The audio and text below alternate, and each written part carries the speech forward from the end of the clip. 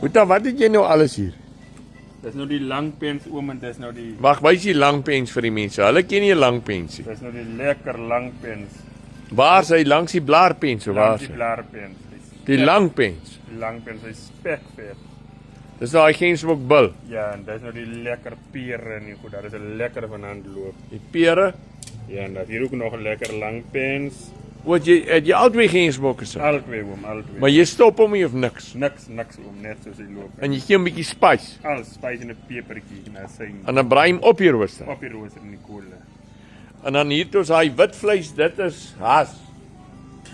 Is mos haas. Dis hard, ja.